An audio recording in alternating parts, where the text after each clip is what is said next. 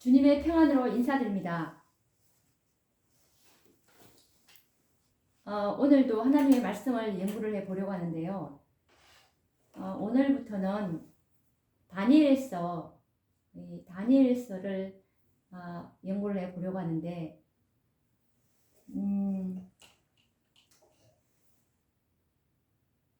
다니엘서를 전체적으로 연구하려고 하는 것이 아니고, 왜냐하면 그 이전에 다니엘서 1장부터 다니엘서 11장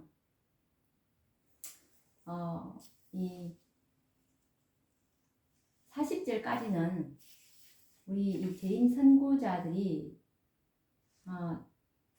다니엘서 11장 39절까지는 재림 선구자들이 해석을 참 잘해 놓으셨습니다. 그래서 다니엘서 11장 40절부터 12장까지 지금에 와서야 이제 올바르게 이제 해석을 할 수 있는 부분이라서 그 이전에 우리 재림교회 선구자들이 해석해 놓은 그 다니엘서 11장 40절부터 12장까지 해석은 시대를 반영하지 못하고 있기 때문에 지금에 있는 상황과 많이 맞지가 않는 부분이 있습니다. 그래서 오늘에 와서야 이 지혜 있는 자들이 이제 에게 밝혀질 그 부분이기 때문에 11장 40절부터 연구를 해 볼 수 있는 시간을 가져보도록 하겠습니다. 다니엘은 많은 계시를 받았지만은 깨닫지 못했죠. 다니엘서 12장 8절 말씀처럼 한번 보실까요? 다니엘 12장 8절에 보시면 내가 듣고도 깨닫지 못한지라 내가 가로되 내 주여 이 모든 일의 결국이 어떠하겠삼나이까? 라고 이렇게 이제 질문을 했습니다. 그래서 다니엘은 깨닫지 못했고 알고자 했지만 마지막 때까지 봉함하고 간수하라는 지시를 받았습니다. 그래서 이 예언들은 마지막 때는 1844년을 기점으로 하는 것이 더 명확합니다. 왜냐하면 우리가 이 성소 진리를 바탕으로 예수님께서 이제 최후의 봉사 사업인 지성소 사업을 시작하신 연도가 바로 1844년이지 않습니까? 2300주야의 끝에 이를 사건. 그래서 이 마지막 때인 1844년을 기점으로 해서 첫째 천사와 둘째 천사의 기별로 자신을 스스로 정결케 한 이 신실한 재림 선구자들에 의해서 이제 공개될 예언이었는데요. 그래서 때가 이러자 오랫동안 간수되고 봉함되었던 이 다니엘의 예언들은 이제 공개되기 시작을 했습니다. 다니엘서의 가장 핵심적인 예언은 2300주야에 관련된 예언입니다. 재림 선구자들에 의해서 밝혀진 2300주야의 해석은 매우 합리적이고 그리고 성경과 예언의 신의 말씀과 아주 잘 조화를 이루고 있다는 사실을 우리는 확인할 수가 있습니다. 다니엘서의 대부분의 예언들이 재림 선구자들에 의해서 모두가 공개되었지만 이 다니엘 11장 40절 후반부의 말씀과 그리고 요한계시록 17장의 해석들은 이 선구자들의 해석을 그대로 수용하기 어려운 부분이 있습니다. 왜냐하면 그들은 1844년 당시에 세계 정세에 맞추어서 이 예언들을 적용하였기 때문에 지금은 거의 이제 얼마나 지났습니까? 지금은 1844년도부터 엄청난 시간이 많이 지났죠. 2세기가 거의 지나버렸는데요. 2세기가 지나버린 오늘날 국제 정세는 이 예언들이 전혀 부합되지 않는 그런 부분들이 많이 있습니다. 특히 이 다니엘 11장 후반부의 예언들은 1844년 당대가 아닌 그리스도의 재림 직전에 국제 정세를 예언한 부분이기 때문에 그들에게는 아직 펼쳐지지 않는 역사들이었습니다. 그래서 이 선구자들의 예언 해석과 역사적인 적용에는 수정이 불가피함을 우리는 이해해야 할 것입니다. 이 예언들은 21세기인 오늘을 살아가는 지혜로운 종들이 정확하게 설명하고 해석해야 할 의무와 소명을 가지고 있는 것이라고 볼 수가 있을 것입니다. 그래서 그것에 관련된 말씀이 다니엘서 12장 10절에 나와 있는데요. 다니엘서 12장 10절에 보시면 대저 이 말은 마지막 때까지 간수하고 봉함할 것임이니라. 많은 사람이 연단을 받아 스스로 정결케 하며 희게 할 것이나 악한 사람은 악을 행하리니 악한 자는 아무도 깨닫지 못하되 오직 지혜 있는 자는 깨달으리라. 이 해석을 올바르게 할 수 있는 사람은 바로 스스로 많은 연단을 받아서 스스로 정결케 하고 희게 한 자들, 오직 지혜 있는 자들만이 깨닫게 될 것임을 말씀하고 있죠. 그래서 우리는 하나님께서 다니엘에게 하신 말씀, 스스로 연단을 받아서 정결케 한 자들, 지혜로운 자들만이 이 예언을 깨닫게 될 것이라는 말씀을 기억하면서 겸손하고 기도하는 마음으로 이 말씀을 연구해 보도록 하겠습니다. 하나님께서는 다니엘을 통해서 이 지구 역사와 그리고 그 종말을 표상으로 계시하여 보여주셨습니다. 다니엘서 2장에서는 신상을 통해서 보여주셨고, 그리고 7장에서는 사나운 짐승들을 통해서 보여주셨고, 그리고 8장에서는 정결한 짐승들을 통해서 지구 역사의 종말을 보여주셨습니다. 그러나 이 다니엘 11장에서는 세상 열강들의 역사 속에서 일어날 전쟁들을 직접 열거하시면서 마지막 세상 끝날까지 지상에서 일어날 실제적 전쟁에 관한 역사를 미리 보여주시고 계시하여 주셨습니다. 다니엘서 10장 1절에 보시면 바사왕 고레서 3년에 한 일이 벨드사살이라 이름한 다니엘에게 나타났는데 그 일이 참되니 곧 큰 전쟁에 관한 것이라. 다니엘이 그 일을 분명히 알았고 그 이상을 깨달으니라. 이렇게 말씀하고 있습니다. 예수님께서도 이 재림의 징조를 말씀하시면서 마가복음 13장 7절에 있는 말씀처럼 난리와 난리 소문을 언급하신 것이 이 예언과 무관하지 않은데요. 하나님께서는 이 지상에서 일어날 큰 전쟁들을 계시하여 주셨고, 특별히 마지막 때에 있을 이 전쟁에 대해서 유의하도록 하셨습니다. 전쟁의 역사는 먼저 하늘에서 시작이 되었습니다. 그리고 그 마지막은 이 지상에서 마쳐질 것이 예언되어 있는데요.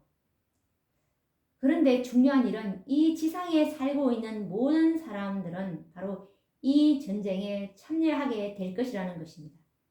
우리는 어느 한편에 속하게 될 것이라는 사실인데요. 그래서 이 전쟁에 대해서 우리는 알아야 하고 그 전쟁에 대해서 연구하는 일은 매우 중요한 일이라고 생각합니다.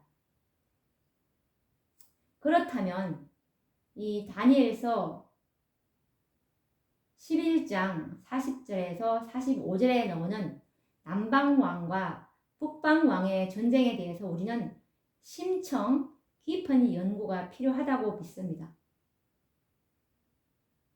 지구 역사의 종말에 있을 이 마지막 전쟁에 남방왕과 북방왕이 등장하고 있습니다. 과거에 이 남방왕과 북방왕의 중심에는 항상 이스라엘 국가와 그 백성들이 존재하고 있었습니다.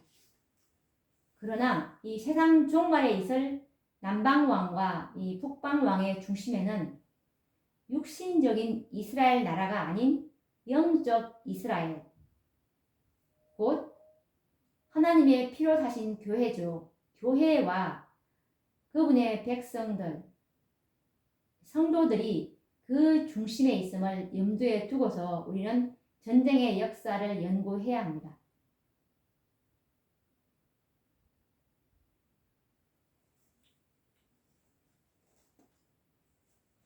다니엘서 11장 35절 말씀에 보시면 마지막 때까지 이르게 하리니 이는 작정된 기한이 있음이니라 라는 말씀이 있습니다.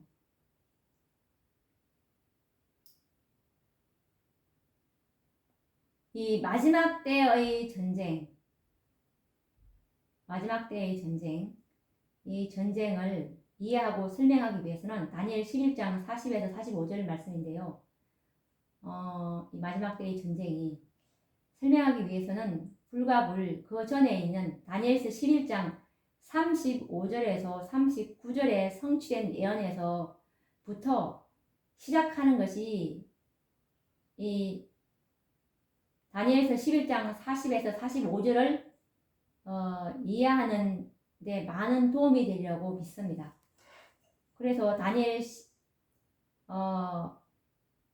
10장에서 11장 39절까지의 예언은 모든 부분에서 이미 성취를 보았고 이제 시간은 흘러서 법왕권의 통치 기간인 1260년의 기간도 이제 거의 끝나가는 시점에 이르러 왔습니다. 다니엘 11장 35절에 기록된 예언을 통해서 법왕권이 무너짐을 보여주셨는데 이는 작정된 기한에 이르러 그렇게 될 것이었습니다.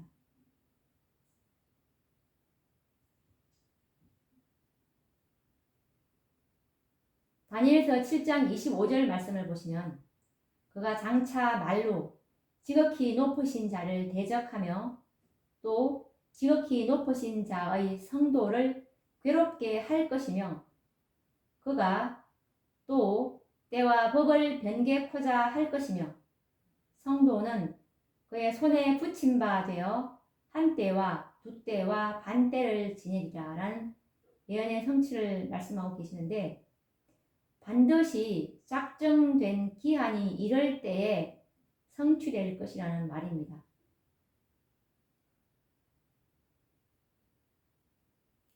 다니엘 11장 36절에서 38절은 법왕권을 무너뜨린 왕이 어떤 인격의 소유자인지를 설명하고 있습니다.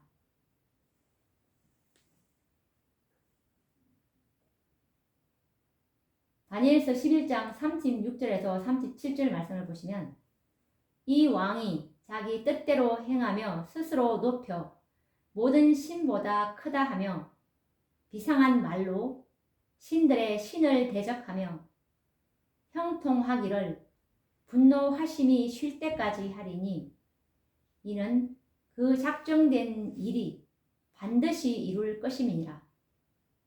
그가 모든 것보다 스스로 크다 하고 그 열조의 신들과 여자의 사모하는 것을 돌아보지 아니하며 아무 신이든지 돌아보지 아니할 것이나 라는 이 예언은 프랑스 혁명에 의해서 이 황제가 된 나폴레옹 혁명 정부의 정책을 나타내는 말씀이죠.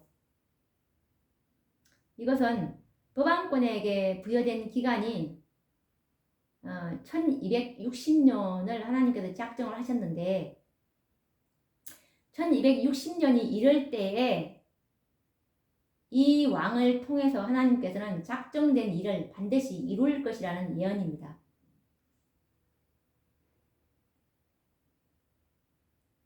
여기서 이 다니엘서 11장 36절에서 37절에 나오는 이 왕은 다 아시다시피 프랑스 나폴레옹 황제인데요. 이 프랑스 나폴레옹 혁명 정부의 주요 정책을 한번 우리가 말씀을 요약해서 보시면 다니엘 11장 36절에서 39절의 말씀을 이제 요약해서 보도록 하겠습니다. 여기서 보시면 스스로 높여서 모든 신보다 크다라는 이 말씀은 어떤 신도 인정하지 않겠다는 뜻입니다. 그리고 또 비상한 말로 신들의 신을 대적한다라는 이 말씀은 기독교를 반대하는 무신론 정책을 말씀하는 것이죠. 그리고 또 여자의 사모하는 것을 돌아보지 않겠다라는 이 말씀은 결혼 제도를 무시하겠다는 것입니다. 그리고 세력의 신을 공경한다는 이 말씀은 군대의 힘인 곧 군신만을 존중하겠다라는 뜻이죠. 그리고 또 여러 산성들을 취할 것이다 라는 이 말씀은 여러 나라를 정복하겠다는 의미입니다. 그리고 또 이 뇌물을 받고 땅을 나눠준다는 말은 이 프랑스 나폴레옹 혁명 정부의 공산 정책으로서 땅을 몰수하고 분배하겠다는 이 정책을 말씀하고 있는 것입니다. 그래서 이 1792년 나폴레옹은 법왕권과 왕정에 시달리고 있는 평민들의 봉기를 이제 주도해서 혁명을 일으켜서 왕정을 무너뜨리게 되고 로마로 쳐들어가서 1798년에 이 퓨서 6세 이 법왕을 사로잡아 왔습니다. 이렇게 해서 서기 538년 동고트족을 멸망시키고 천하를 통치하기 시작한 법왕권은 1260년이 마치는 해인 1798년에 성경에서 예언된 그대로 그 권세가 끝나고 말았습니다.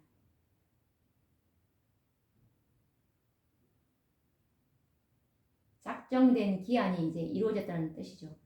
나폴레옹 혁명정부는 오늘날 공산주의의 원조가 되었고 공산주의의 모든 정책들이 이 나폴레옹의 혁명정부의 정책과 일치하다는 것을 알 수가 있습니다. 1844년 이 당시 재림 선구자들에 의한 다니엘 1장에서 이 11장 39절까지의 해석은 아까 말씀드렸다시피 참으로 적절하고 현대 진리와 부합되는 예언 해석인데 그래서 이 부분은 따로 다루지 않고 이 다니엘 11장 40절에서 45절 이상의 해석은 당시의 선구자들에게는 펼쳐지지 않는 미래의 역사였기 때문에 그들의 해석이 오늘날 현실적으로 매우 불합리하다는 것을 우리가 깨달을 수가 있을 것입니다. 프랑스의 나폴레옹 혁명 이후에 다니엘 11장 40절에서 45절에는 남방왕과 북방왕의 전쟁이 예언되어 있습니다. 그런데 이 재림 선구자들은 남방왕과 북방왕을 애국과 터키와 같은 나라들을 적용해서 해석한 것을 볼 수 있는데 1844년 당시에 이 국제 정세로서는 이 이상 다른 해석을 하기가 불가능하였다는 것을 우리는 이해할 수가 있습니다. 그러나 오늘날 이들 나라들은 남방왕과 북방왕으로서의 위상에 전혀 맞지 않는 초라한 나라들임을 우리가 볼 수 있는데 참으로 현실적으로 맞지 않는 해석이기 때문에 이 주제들을 오늘날 국제 정세에 적용해서 우리는 연구해야 할 것입니다.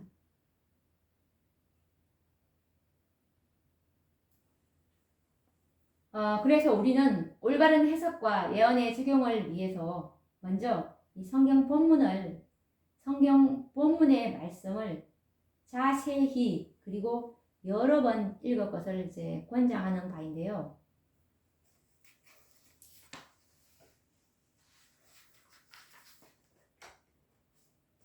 그러면 우리가 다음 시간부터는 이제 본격적으로 이 다니엘서 11장 40절부터 이 다니엘서 연구를 시작해 보도록 하겠습니다. 그러면 다음 시간에 뵙도록 하겠습니다. 감사합니다.